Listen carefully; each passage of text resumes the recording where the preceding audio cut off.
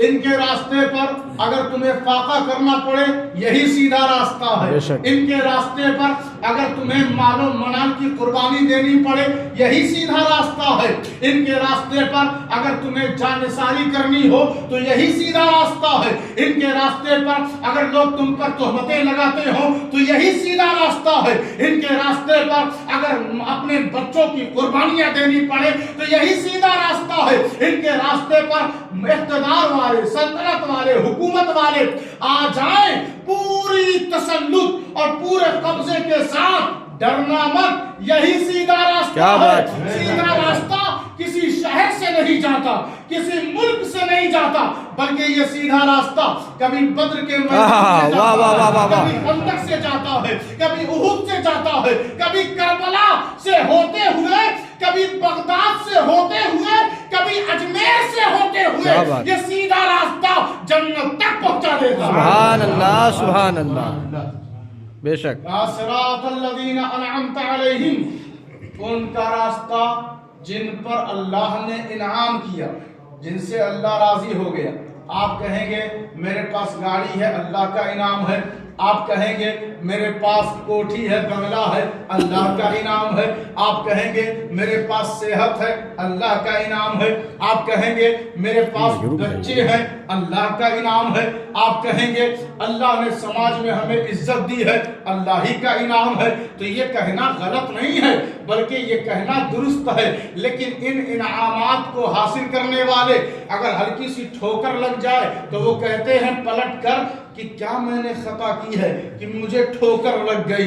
अल्लाह कैसे नाराज हो सकता है? मैं तो रोजाना 5 वक्त सजदा करता हूँ। इसी से पता चल गया कि ये बस इनाम लेने वाला है, टिकने वाला नहीं है। क्या बात। ये बस इनाम ले लेकर ऐशो इशरत करने वाला है। ये टिक कर अल्लाह का शुक्र, अल्लाह पर तवक्कुल, अल्लाह पर क़नाअत और अल्लाह के दिए हुए आजमाइश पर इस्तिकामत का इसके अंदर इदराक और शऊर नहीं है।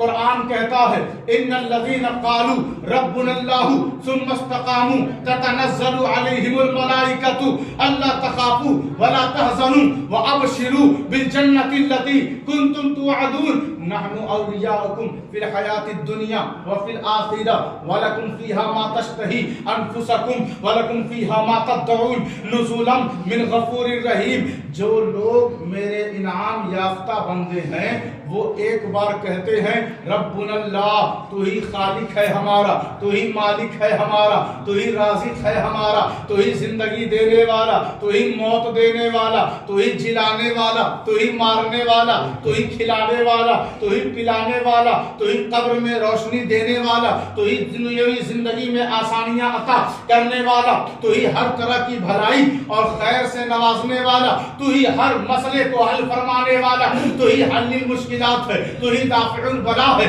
तू ही मुसीबतों को टालने वाला है, तू ही मुसब्बिबुल असबाब है, तू ही सत्तार है, तू ही गफ्फार है, तू ही वदूद है, तू ही हई है, तू ही क़य्यूम है, तू ही मालिकुल मुल्क है, तू ही ज़ुल जलाली वल इकराम है, तू ही रहमान व रहीम है, तू ही करीम है, तू ही रहीम है, तू ही गफूर है, तू ही वदूद है, तू ही सब कुछ है। जब बंदे ने कह दिया तो अल्लाह ने कहा कहने से काम नहीं चलेगा।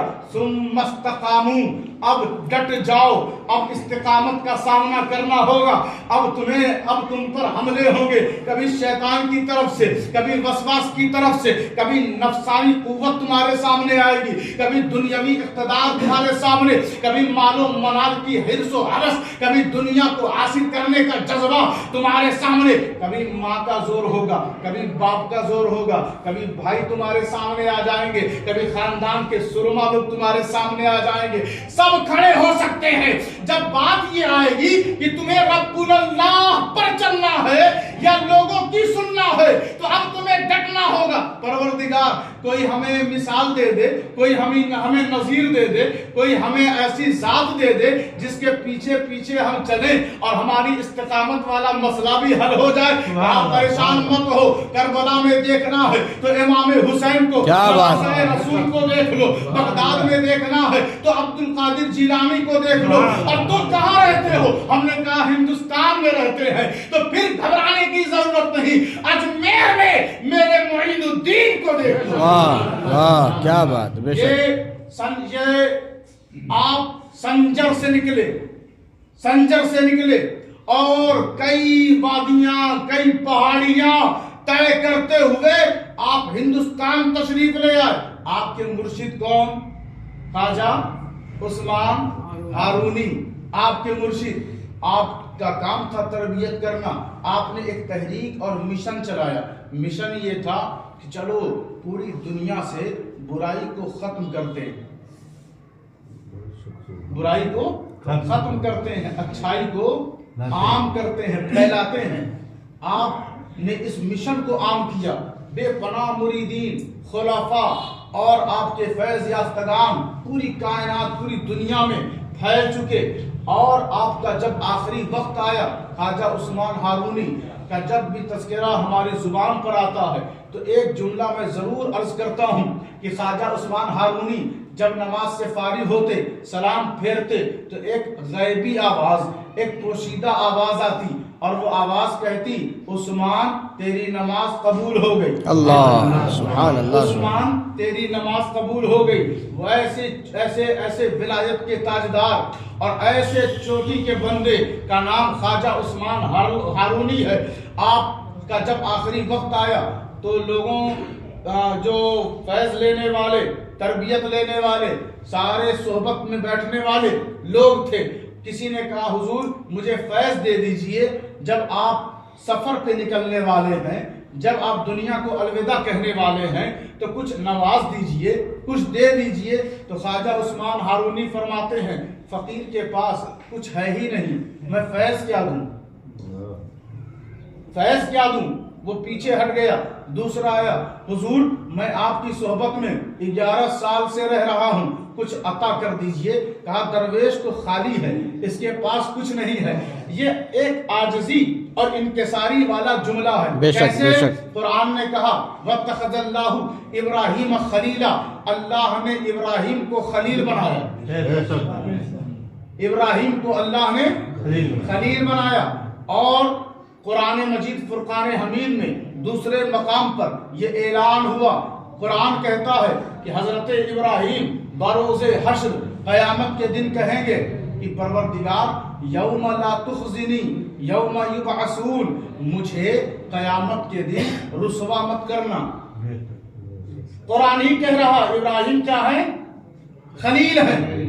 اور قرآن ہی کہتا ہے کہ ابراہیم کہہ رہے ہیں پروردگار قیامت کے دن مجھے رسوا مت کرنا. تو خلیل بھی ہیں اور آپ کی عاجزی اور انکساری والا جملہ مجھے قیامت کے دن رسوا مت کرنا. اب اسی عاجزی اور انکساری کا جائزہ لیں. اور خواجہ عثمان ہارونی کہتے ہیں فقیر کے پاس تو کچھ ہے ہی نہیں, میں تمہیں کیا دوں. 6 سال سے بندہ بیٹھا ہے, 11 سال سے بندہ بیٹھا ہے کہ کچھ ملے گا, کچھ ملے گا. کچھ بندے 3-4 بندے اٹھے اور کہتے ہیں جب کچھ ہے ہی نہیں آپ کے پاس تو بلا وجہ ہمیں پھنسا کے رکھا, اب ہم چلتے ہیں, خدا حافظ. آج کل کے مسلمانوں کی طرح وہ رہے ہوں گے, چلے گئے.